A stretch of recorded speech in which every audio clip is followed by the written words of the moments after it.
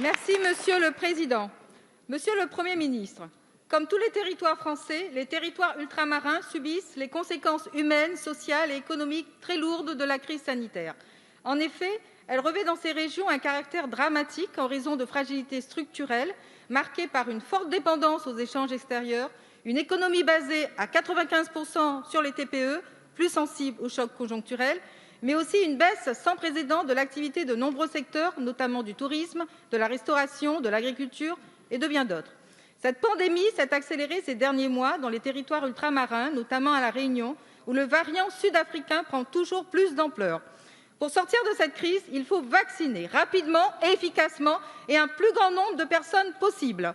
Sur l'ensemble du territoire français, 9,2 % de la population a reçu au moins une dose de vaccin. Mais nous sommes bien loin de cette moyenne dans les territoires ultramarins. 3,5 % à La Réunion, environ 29 000 personnes vaccinées, 2,6 % en Guyane et seulement 1,7 % en Guadeloupe, pour n'en citer que. En comparaison, l'Île-de-France a vacciné 7,8 % de sa population, soit 950 000 personnes. Les habitants des Outre-mer souhaitent le plus rapidement possible se faire vacciner pour leur santé et pour celle de leurs proches, mais aussi pour permettre la relance économique.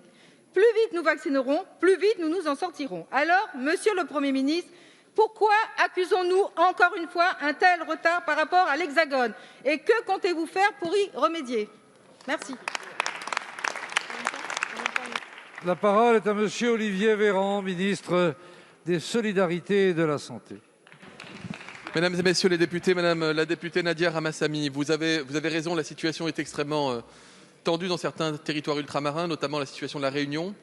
La Réunion qui a fait preuve d'une solidarité exemplaire depuis le premier jour à l'égard de sa voisine Mayotte, dont vous le savez, la situation sanitaire était extrêmement préoccupante et qui avait justifié la mise en place d'un confinement. Avec Sébastien Lecornu, ministre en charge des Outre-mer, nous travaillons ensemble, main dans la main et continuellement pour apporter toutes les solutions pour venir en aide à l'ensemble des territoires ultramarins. Et sur la situation de La Réunion, Madame la députée, vous avez raison, il faut accélérer la vaccination. Pour accélérer la vaccination, nous avons ouvert 8 centres de vaccination sur l'île. Pour accélérer la vaccination à La Réunion, nous déployons les démarches d'aller vers, c'est-à-dire nous allons chez les personnes, notamment lorsqu'elles sont isolées, éloignées des centres de vaccination. Vous avez cité le chiffre de 29 749 vaccinations réalisées. C'est vrai, ce n'est pas suffisant.